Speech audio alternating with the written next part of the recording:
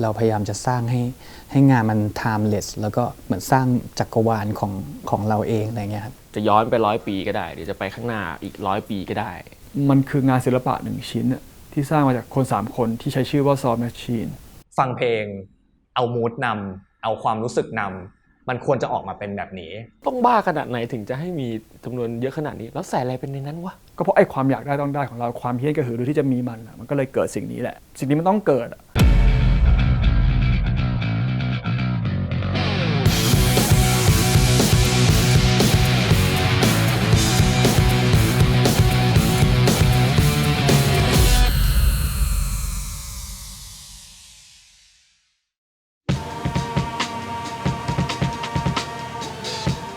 Third Eye View พูดถึงเรื่อง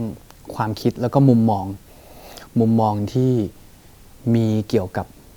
ธรรมชาติโลกสังคมความรักความเกลียดชังความนั่นนู่นนี่ Third Eye ในความทางเนื้อหาเนี่ยก็เป็นการพูดถึงมนุษย์ทุกๆแง่มุมมันคือความเพียวของความรู้สึกของมนุษย์นี่แหละผมมองว่าจริงๆแล้ว Third Eye View มันน่าจะเป็นเรื่องของปัญญาเรื่องของความรู้ความตระหนักเข้าใจมันเหมือนกับมุมมองของคนที่3สมมุติเราดูหนังเรื่องนึงเหมือนเป็นแบบผู้บรรยายไม่ใช่ตัวพระเอกหรือนางเอกในเรื่องอะไรเงี้ยเป็นก็อดโหมดเป็นคนที่ไม่ได้อยู่ในเรื่องนี้แต่รู้ทั้งหมดอะไรเงี้ย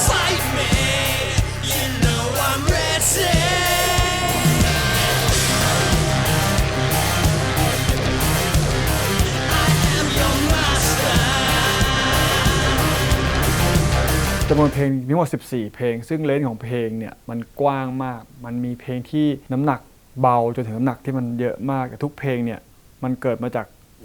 คำถามที่เราถามตัวเองว่าแบบเฮ้ย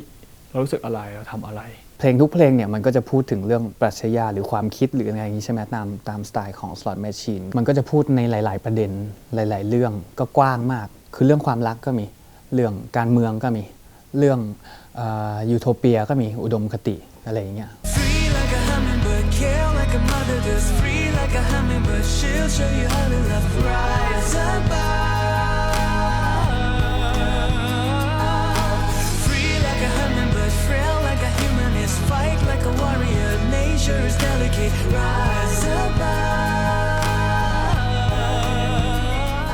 ทุกครั้งเวลาเราขึ้นอัลบั้มใหม่เวลาเราคุยงานใหม่อะไรเงี้ยเราพยายามจะสร้างให้งานมัน timeless แล้วก็เหมือนสร้างจักรวาลของเราเองอะไรเงี้ยตั้งแต่งานใหม่ล่าสุดไปจนถึงงานที่แบบเก่าๆอะไรเงี้ยมันสามารถที่จะแบบเชื่อมโยงกันได้อะไรเงี้ยตรงเนี้ยก็จะเป็นข้อดีที่ได้ออสมาตั้งแต่แรกคือส่วนตัวเขาก็รู้จักผมตั้งแต่ตอนเรียนมหาลัยด้วยกันแหละเขาก็จะรู้ว่าอ๋อสไตล์นี้คิดแบบนี้เขาจะสามารถรู้ได้ว่าอันไหนใช่อันไหนไม่ใช่อะไรเงี้ย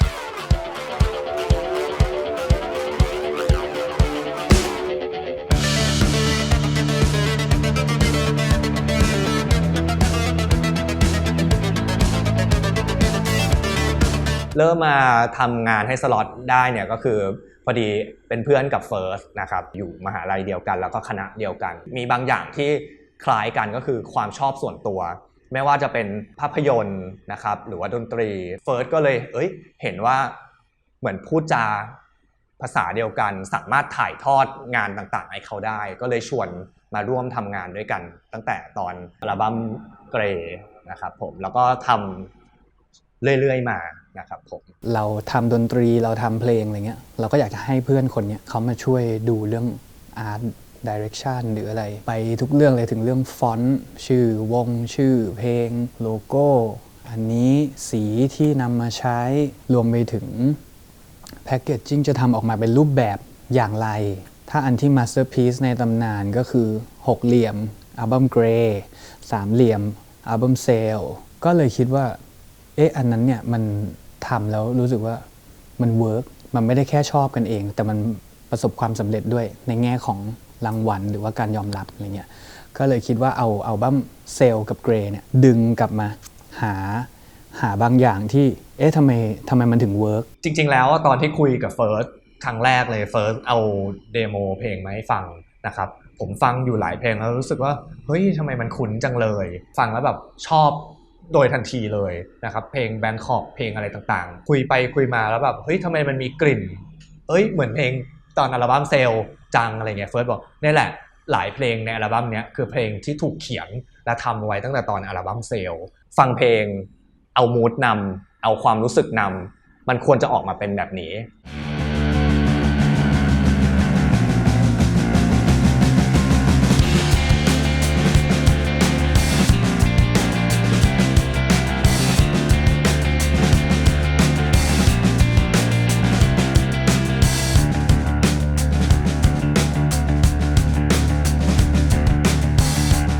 คือแฟนเพลงเนี่ยรู้อยู่แล้วแหละว่า Eye of Wisdom คือวงนี้จะพูดถึงบ่อยเพราะว่าทุกครั้งที่อธิบายว่าไอ้ท่าสามเหลี่ยมท่าแฮนด์ไซน์อะไรของเราเนี่ยเราอยากจะสื่อถึงอะไรหลังจากอัลบั้มเซลไปสู่อัลบั้มเรนโบว์เฟิร์สอยากได้ซิมโบลิกเกี่ยวกับลูกตามาตั้งแต่ตอนนั้นแหละลูกตาที่เราเห็นจนถึงทุกวันนี้คือมาจากตั้งแต่ตอนนู้นเลยปรากฏว่าอัลบั้มถัดมาเป็นเรนโบว์เนี่ยต้องการเปลี่ยนทวิสต์ไปเลยในเรื่องดิเรกชันในเรื่องเพลงในเรื่องการพูดถึงต่างๆก็เลยคิดว่าคงไม่เหมาะเจ้าลูกตาตัวนี้ก็เลยถูกเก็บเอาไว้โดยไม่ได้ใช้มาอัลบั้ม Third Eye View เนี่ยเฟิร์สก็เลยบอกว่าเอาลูกตาตัวเดิมมาใช้ได้ไหมทีเนี้ยพอตอนที่ออกแบบซิงเกิลแรกให้กับวงที่เป็นอัลบั้ม Third Eye View เนี่ยก็คือ Know You Enemy ซึ่งปัจจุบันนะวงเนี่ยมันจะต้องมีความแบบโมเดิร์นขึ้นมีความมินิมอลขึ้นจากอัลบั้มเซลเพราะฉะนั้นผมก็เลยคิดว่าเฮ้ยถ้าเอาโลโก้ลูกตาเดิมเนี่ยมาใช้เลยเพียวๆเนี่ยมันน่าจะไม่เหมาะแล้วก็เลยลดทอนโลโก้ที่เห็นทุกวันเนี่ยที่คล้ายๆโดนล้อว่าเป็นเนตรวงแหวนของนารูโตะเนี่ยคือการลดทอนโลโก้ลูกตาตัวนั้นนะครับที่ออกแบบไว้ตั้งแต่หลังอัลบั้มเซลนะครับเอามาใช้เพื่อหนึ่งคือความเหมาะสมในการใช้งานให้มันง่ายขึ้นสามารถเอาไปใส่อยู่ในฟอนต์ได้สามารถเอามาจัดวางอยู่ในเลเยอร์ปกหรืออะไรต่างๆให้ได้ง่ายขึ้นด้วยก็เลยเป็นที่มาของเนี่ยฮะ Eye of Wisdom นะครับผมก็คือเป็นลูกตาแห่งปัญญา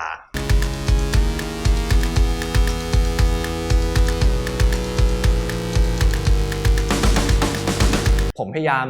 รีแบรนดิ้งโลโก้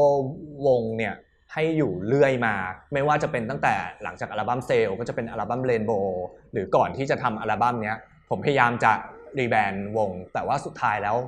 กลายเป็นว่าโลโก้เดิมตั้งแต่อัลบั้มเซลเนี่ยค่อนข้างถ่ายทอดความเป็น personality ของวงได้ชัดมากคนถูก educate จำแล้วก็เป็นโลโก้เนี้ยที่ชัดไปแล้วเฟิร์สก็เลยบอกว่าเฮ้ยอย่างนั้นลองทำเป็นภาษาไทยดูไหมผมก็เลยแบบเอาฟอนต์เดิมเนี่ยเอามาทำเป็นภาษาไทยดูไม่รอดครับ ทำอยู่แบบนานมากก็เลยคิดใหม่เลยอย่างแรกเลยคือ Slot Machine ต้องเฟี้ยว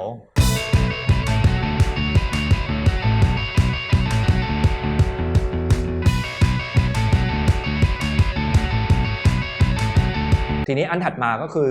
ฟอนต์ที่ใช้ในอัลบั้มที่เป็นภาษาไทยนะครับผมจะเป็นชุดฟอนต์ที่จริงๆแล้วเป็นงานออกแบบของน้องที่อยู่ในทีมเนอะชื่อน้องแฮมเมื่อก่อนตัวอักขระจะใช้ตัวอักษรขอมเรียกว่าอักขระขอมไทยใช้ในการเขียนข้อความต่างๆในสมัยก่อนใช้แบบจารึกบนใบลานอะไรเงี้ยฮะเขียนเกี่ยวกับบทความต่างๆทางศาสนาเป็นคัมภีร์หลักคำสอนอะไรต่างๆรวมถึงแบบเขาค่อยๆพัฒนาจนมากลายเป็นบทสวดต่างๆที่ใส่อยู่ในยันด้วยเราดึงเอาความอยากรูปทรงของตัวอักษรขอมที่เคยใช้ในประเทศไทยในสมัยก่อนมาผสมกับอักษรที่เป็นไทยที่ใช้อยู่ในปัจจุบันมารวมกันเป็นอักษรตัวใหม่ที่ใช้ในอัลบั้ม Slot Machine อันเนี้ยครับเราก็เลยดึงเอาโลโก้ Slot Machine กับยันมาขี้คายผสมกันใหม่เป็นยันรูปแบบใหม่ที่ยังไม่มีอยู่จริงอะไรเงี้ยก็เป็นยันที่มีอยู่ในเฉพาะลายบนแผ่นซีดีของ Slot Machine ดังความฝันมหัศจรรย์เหมือนมีมนต์ใครไม่เคยเห็นไม่อาจเข้าใจไม่มีวันเข้าใจไหนๆแล้วเสร็จรูปเราสวยงามมากแล้วอ่ะผมอยากได้รูปเนี้ยใส่กรอบติดบ้านอันนี้คือไอเดียแรกเลยในการออกแบบว่าเฮ้ยถ้าผมจะออกแบบรูปนี้โดยอิงจากกรอบรูปก็เลยเป็นที่มาว่าทำไมงานออกแบบครั้งนี้ดูเป็นเหมือนแบบงานเดคอเรทซึ่งจริงๆแล้วอ่ะเรามีแค่แผ่นเดียวเรามีแค่แผ่นเดียวที่เก็บไว้กับวงไม่ควรจะได้เก็บไว้คนเดียวอยากให้คนอื่นได้บ้างทำยังไงก็เลยเป็นไอเดียว่าอย่างนั้นถ้าหน้าปกเนี่ยผมจะจำลองรูปเนี้ยที่เป็นรูปฟิล์มกระจกเนี้ยเอามาสู่กรอบรูปแล้วเป็นแพคเกจจิ้งดีไซน์ที่ แฟนคลับหรือว่าคนที่ชื่นชอบวงเนี้ยได้กลับไปทุกคน เราอยากให้อันเนี้ยให้ไปกับคนที่ซื้อฟิสิกอลซีดีไปด้วยอะไรเงี้ยก็ออกมาก็ทำมาเป็นอะคริลิกเปลี่ยนจากกระจกมาเป็นแผ่นอะคริลิกแล้วก็รูปที่อยู่ข้างบนอ่ะเป็นการพิมพ์สีแล้วเราก็จะได้แจกทุกคนที่ได้แพคเกจจิ้งนี้ไปก็ได้อยู่นะ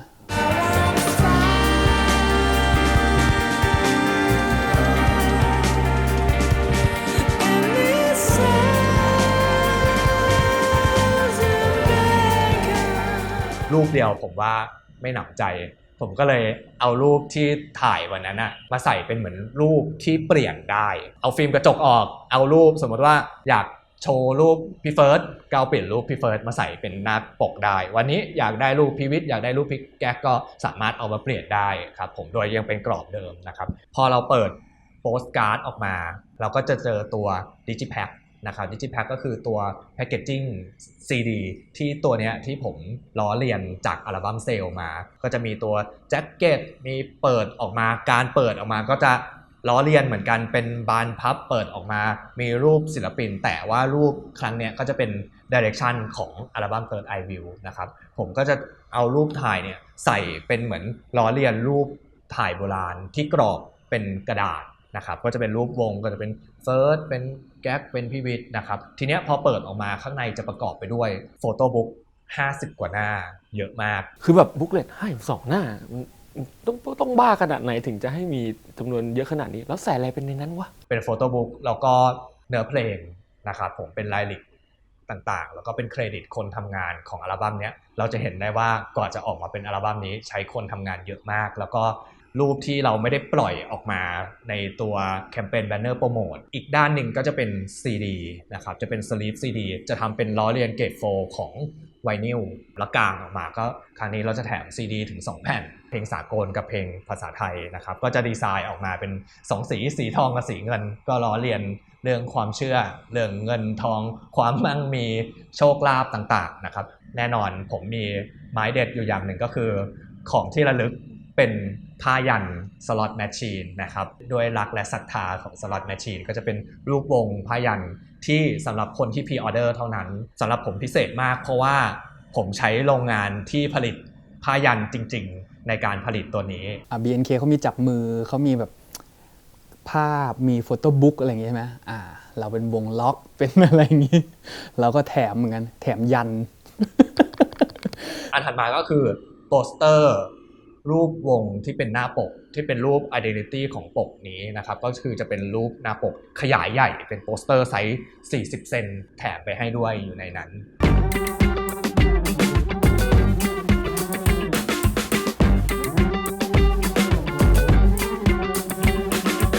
ทุกคนก็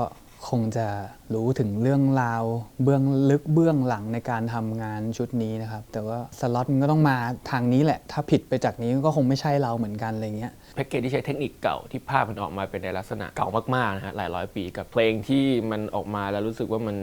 ค่อนข้างที่จะมีความทดลองค่อนข้างสูงอะครับมันก็เลยรู้สึกว่าพอมันมารวมกันแล้วเนี่ยมันได้มิติใหม่ที่แบบจะย้อนไป100 ปีก็ได้เดี๋ยวจะไปข้างหน้าอีก100 ปีก็ได้รู้สึกว่ามันเข้ากันนะฮะมันไปด้วยกันเลยการทำฟิสิกอลสำหรับคนอื่นรู้สึกว่ามันบ้าแต่สำหรับผมรู้สึกว่าการทำฟิสิกอลในโปรดักชันขนาดนี้เนี่ยโคตรบ้าผมก็อาจจะเป็นคนหนึ่งที่เห็นแก่ตัวหรือเป็นคนก็ตามที่อยากได้ต้องได้แต่ว่าก็เพราะไอ้ความอยากได้ต้องได้ของเราความเฮี้ยนกระหือรือที่จะมีมันก็เลยเกิดสิ่งนี้แหละสิ่งนี้มันต้องเกิด1,000 กว่าบาทเองคุณได้ฟิล์มกระจกวงไปด้วยเนี่ยแล้วก็มีของดีเทลเยอะแยะมากมายที่สำคัญคือได้ฟังเพลงอัลบั้มนี้ครบทั้ง18 เพลงด้วยเห็นแพ็กเกจผมรู้สึกว่าผมจะเก็บไว้กับตัวเองเยอะๆเลยเพื่อที่จะไปแจกจ่ายให้กับเพื่อนๆศิลปินเลยผมรู้สึกว่าเฮ้ยนี่ที่สุดของแก๊กแล้วนะ มันเป็นบันทึกความรู้สึกบันทึกชีวิตของSlot Machineในช่วงเวลานั้นจริงๆมันคืองานศิลปะ1 ชิ้นที่สร้างมาจากคน3 คนที่ใช้ชื่อว่าSlot Machineคือความตั้งใจก็คืออยากให้งานศิลปะชิ้นนี้ที่เราตั้งใจมากๆเป็นมาสเตอร์พีซเป็นตัวเชื่อมความคิดระหว่างคนกับศิลปินแล้วก็ไปโลกอนาคตกันไปสร้างโลกอนาคตในฝันของพวกเรากัน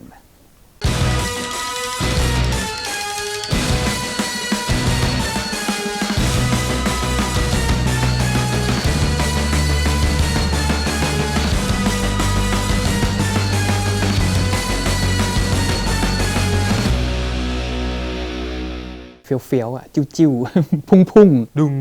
ดึงดึงดึงดึงดึงเนี่ย ๆโหเพลงนี้มึนสุดเลยฮะ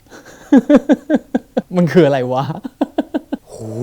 เพลงอะไรวะคือเอางี้เลยผมเอาเงี้ยคอนเซ็ปต์ของผมอะ เป็นเพลงที่แบบนี่มันคือ Slot Machine เหรอ ผมว่ามันเหมาะกับ Blackpink หรือ Billie Eilish มากกว่า ก็ตีหัวเลยนะ ก็จัดหนักๆก่อนแล้วเดี๋ยวค่อยว่ากันต่อ ฟังอินโทรแล้วเปลี่ยนเพลงเลยก็ได้ไม่เป็นไรผมชอบอินโทรมากที่สุด